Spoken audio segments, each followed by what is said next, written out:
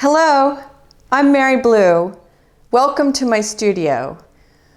Let's think about the curiosity cabinet and assembling objects that you've collected in a containment of wonder.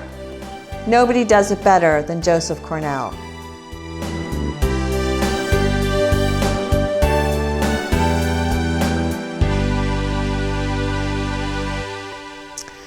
I first saw Joseph Cornell boxes when I was working at the National Gallery in Washington, D.C. in the late 80s.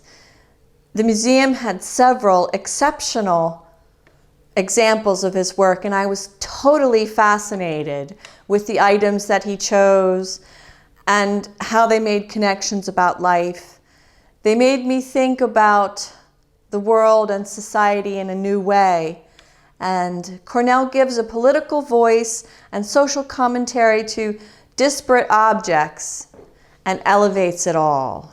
You might like to know that Joseph Cornell was born on Christmas Eve in 1903, and he was an American artist and filmmaker, one of the pioneers and most celebrated exponents of assemblage, influenced by the Surrealists. And when you think of Surrealists, you think of the telephone with the lobster. He was also an avant-garde experimental filmmaker, and I really like that about his work. He lost his job as a textile salesman in the Great Depression. He didn't really like his job anyway, but he turned to creating art full-time. And he loved New York City, and he wandered the streets exploring.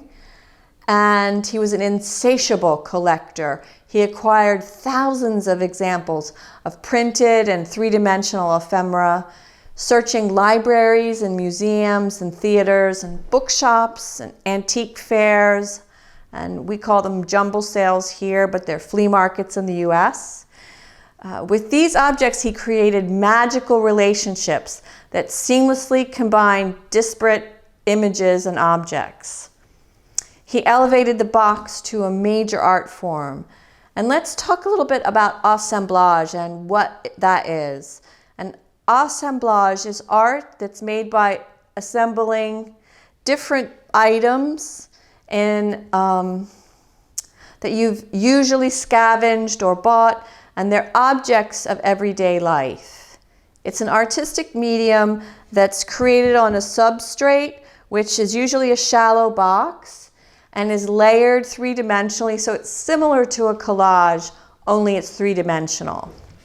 Joseph Cornell was one of the most innovative artists in America, and he produced works which incorporated found objects, and he arranged them into different narrative dioramas featuring Victorian dolls and photographs, bottles, and other little small trinkets.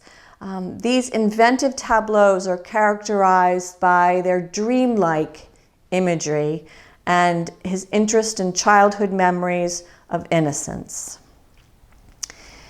He said his works were based on everyday experiences, the beauty of the commonplace. I know that's one of the things that I do. I love his elevating the things of everyday life. He elevates them to something higher. Cornell was an imaginative and private man who mingled fantasy and reality to produce outstanding works, not only for their originality and craftsmanship, but for their complexity and diversity. And I think that that's something that resonates with me about life, is because I'm navigating a world I'll never fully understand. And so here are just a few examples of Joseph's work to give you ideas of what we're going to be making. For this art experience, you'll need a box. Usually these are shallow, but you can play around with something deeper and experiment with. For me, a friend gave me a crate from a wine shipment of bottles, and I'm going to try to do something with the depth of this box. You'll also need items to put in, and you'll need old magazines or printed things like a ticket stub or letter boxes, printing ephemera. I have old maps, There's just a variety of things that you can use. You'll be surprised how much you can find at thrift stores or by asking a friend. And of course, you'll also need strong glue, you'll need paint, brushes, scissors, you might need a straight edge and an X-Acto knife. So these are all things that you'll need to assemble ahead of time before you start your box. For my own box, I decided I wanted to tell a story about bird migration and the interconnectedness of the social world. So take some time to consider what it is that you want to say. Is it a story, a memory, a reflection? Make it as personal or as broad as you'd like. And once you decide on the direction, you can start to look for objects. I have a bunch of objects that I have collected over the years. Also, friends have given them to me. For this box, by focusing on the ideas surrounding both travel and interconnectedness, I began gathering objects like bits of wire with stars and maps and things about birds. I also have money and coins and postage stamps from different countries to sort of allude to migratory patterns. If you're unsure of where you want to go, you can search and find objects that you feel drawn to and gather them about you. Perhaps go for a walk, collect your found pieces. Remember, for Cornell, this was about drawing beauty to the everyday experience. So don't feel that you need to search out the exotic. You can look to see what stories the items that you've gathered tell. Have a good old rummage around your house and look for old advertisements and letters and stamps and manuscripts, old documents, photography, postcards. I have a fabulous postcard collection, so pull out some old postcards, things of this nature. Thinking about the themes, I sourced books about birds and I've collected some old maps. Let's start with that. For Joseph Cornell box, the first thing I've done is to cut a piece of map that is exactly the size as my background, and I'm going to build my entire allegory on this map. I'm going to coat the background of my box with a bit of glue and a thick brush, and I'm going to just cover the entire bottom of the box, and then I'm going to adhere my map to the bottom of the box. When you think about the craftsmanship that it takes to make something like this, the detail, the cutting, the thinking about your objects, a lot of this is just enjoying the moment of making. Now I am going to power on through this demonstration, but you're going to want to take your time. You're going to want to think about the relationships of the different elements within the box. So once you have a nice surface of your glue all over the bottom, then you will gently slide in your map. You can make adjustments as you go. Don't worry about if there's any wrinkles. I kind of think that extra texture works well. So you've pushed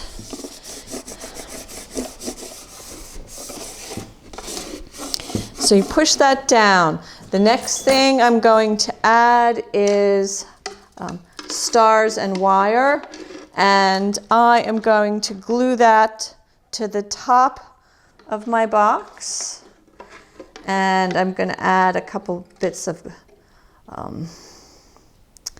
glue to my stars and wire, and then I'm going to take a piece of non-stick tape that you can get at any hardware store. And we're going to go ahead and we're going to tape those stars to the top of the box, because then I'm going to suspend things off of the stars, which I think is a really fun idea. So I'm gluing my stars down, putting some tape to hold that in place.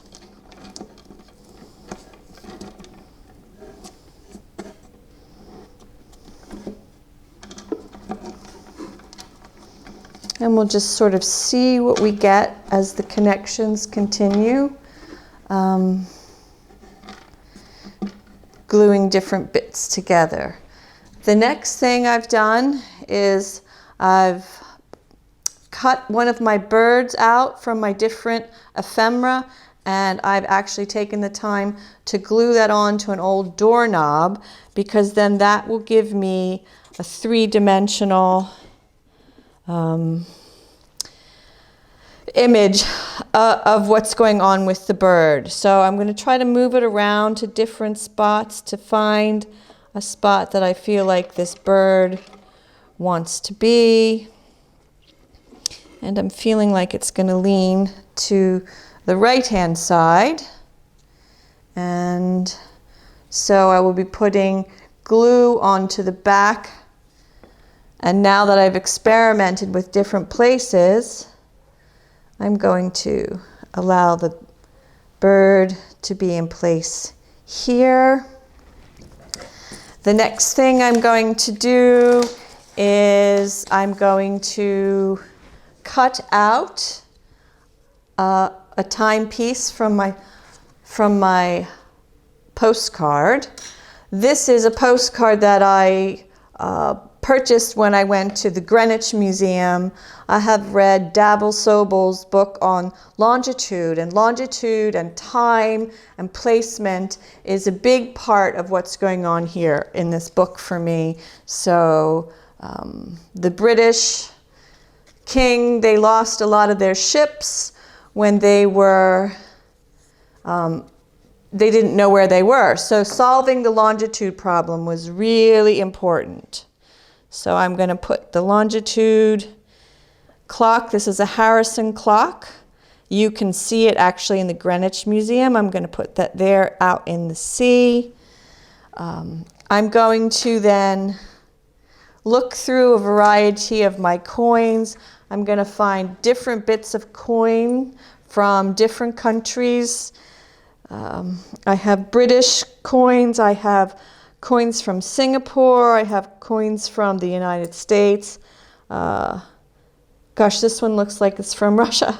So I'm going to connect, glue down different bits of coin across this box. I think when you're talking about migration, when you're talking about immigration, when you're talking about finding your way in the world, think about where these coins have been. And that's the magic of the Cornell box, is thinking about the different coins, thinking about the different places things have been, making the magic of a connection with a random everyday object. That this has been somebody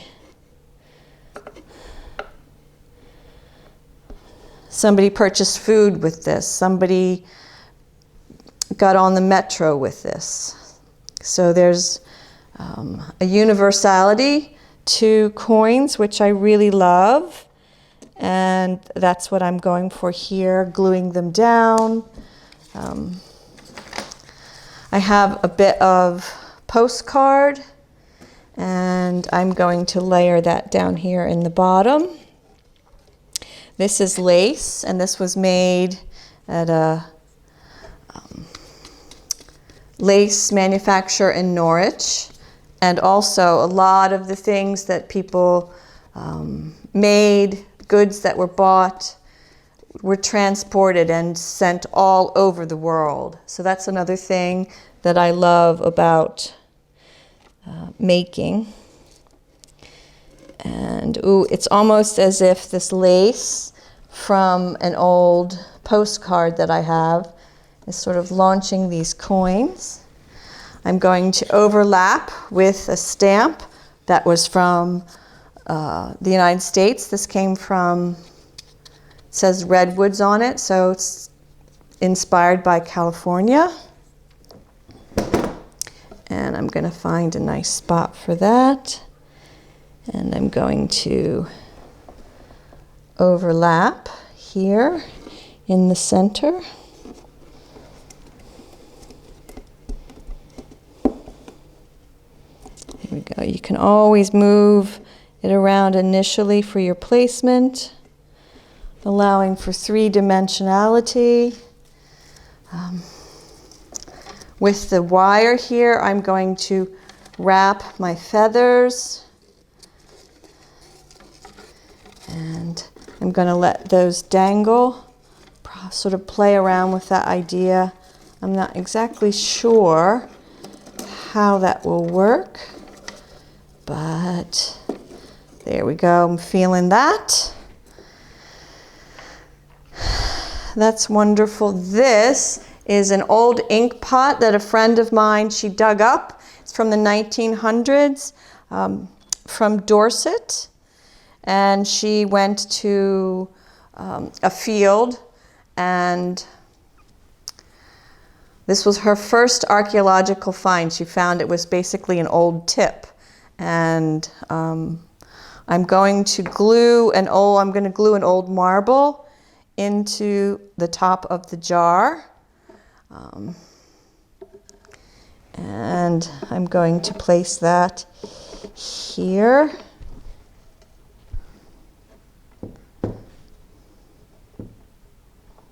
And I'm going to have to tape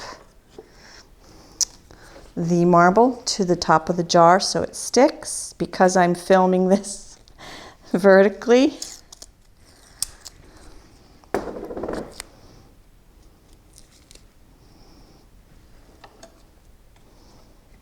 There we go.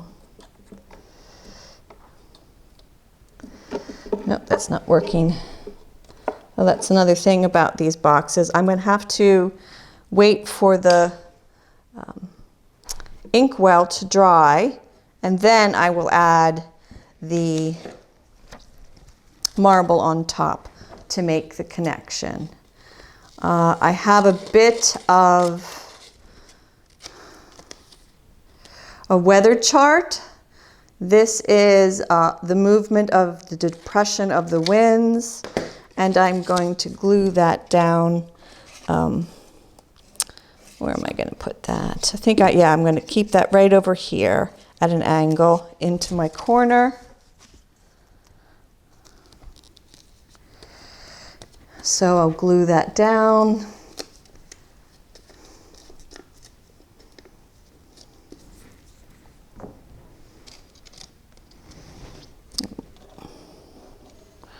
Working that at an angle.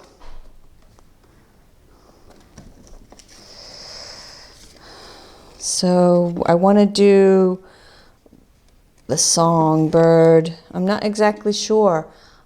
This might not work here. Maybe I was considering putting that on the edge. Actually, I quite like that. So it'll be on the outside of the box, flying in. So I have a song thrush here that I've backed with a bit of heavy card, and I will glue that in 3 points onto the box here, here, and a bit here.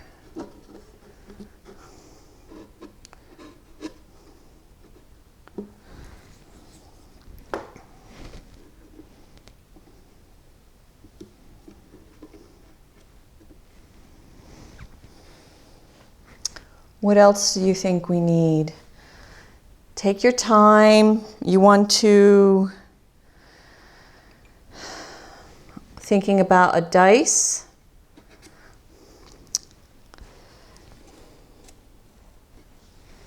Not quite sure where I want to put that. So that's part of the fun about this, is you want to play around with it. I think I need, I'm looking at this, considering where I want to put maybe a bit of money. And I'm going to add that money right here. So this is from Singapore. And I think I'm going to make the edge of the money from Singapore overlap the weather and the edge of the map. So I'm going to combine all of these different elements. The understanding of weather, that was a book. There's the edge, the coastal map. I think a bit of money from Singapore. Actually, that's quite interesting. I'm thinking that I don't have enough stamps here. And I also wanted to add a bit of music. So I'm going to cut the music vertically.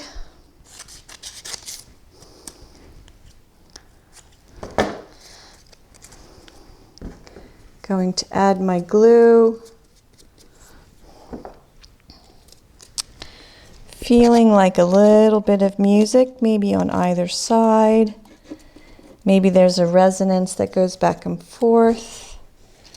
Yeah, I'm feeling that. So all of these things you can just play around with the different elements, move them back and forth. If you don't like something, you can add on top. So I thought in the beginning that this bit of a chart here, that's the weather patterns, needed some sort of connection to the land. And what connects us is money. I think money is a big element of this box. So I'm thinking about playing around with part of a playing card, but I'm not feeling that this playing card is working. Maybe I need a black card to go in this box. So I'm going to look around for a black card. And what? I'm thinking maybe the 2 of clubs. And I don't like the whole card, so I will cut the card. And also see if I can't add that 2 of clubs to the edge over on the salt marsh. Or do I want to add that down here? So you can see I'm sort of playing around with the different elements. I'm not exactly sure where the 2 of clubs, and actually I don't really like that big club in the middle. Now that I'm looking at it, I'm finding it too obvious. So here, can you see? I just have a small little 2 of clubs, and I am going to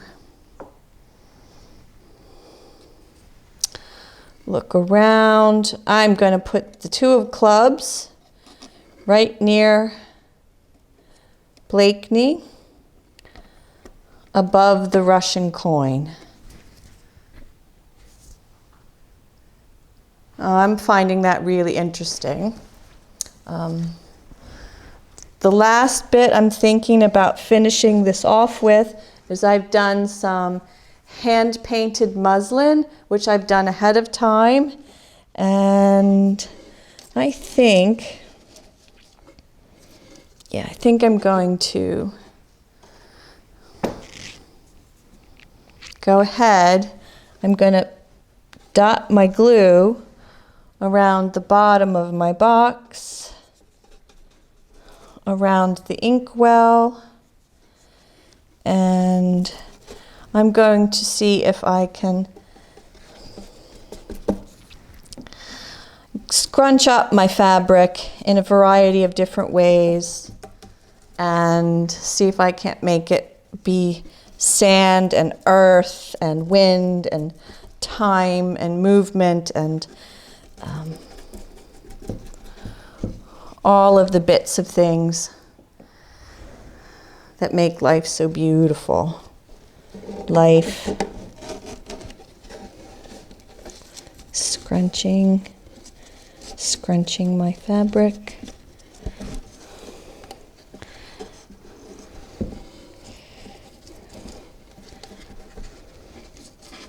There we go. Allow for the overlap. There we go. Going to have another bit. See what I've got here. I'm going to tuck that into the corner.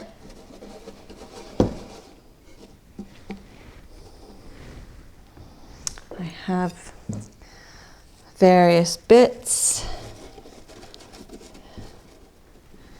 Going to tie that all together. There we go.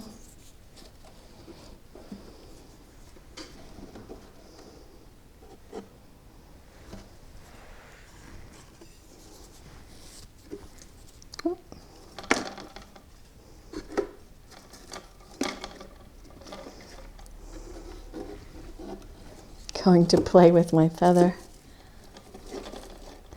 There we go.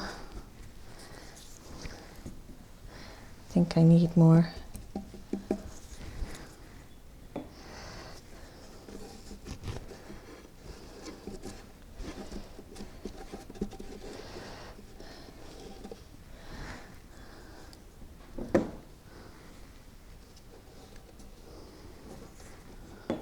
All right.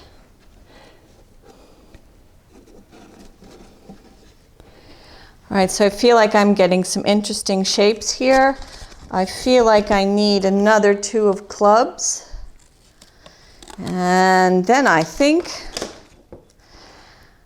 our Joseph Cornell box is just about finished. And I'm thinking I'm going to need that right there on the top of the stamp. I'm going to take a quick look at it. Now I'm feeling like I need 1 more stamp. So I'm going to rummage through my box and I'm going to get a stamp that has the queen. And it's a 5-piece stamp. Put a little bit of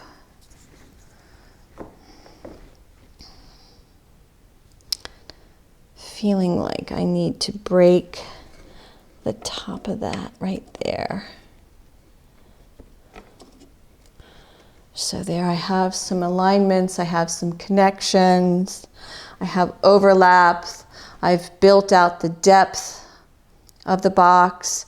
So that's one of the things that makes an assemblage so amazing, is it's a 3-dimensional collage in many ways. So that's it, and I hope you enjoyed having fun experimenting and layering, and the next step is to just let it dry. I hope you had fun finding objects and assembling them into a box that tells a story to make a deeper connection for yourself. Joseph's mind contained a world of longing, idealizing women, hoping for travel, and his inner world was simply magic. I hope it helps you find your creativity out of the blue. I'd love to hear from you, so leave a comment or send me a message on social media. Thanks for watching, and until next time, let's be our best creative selves.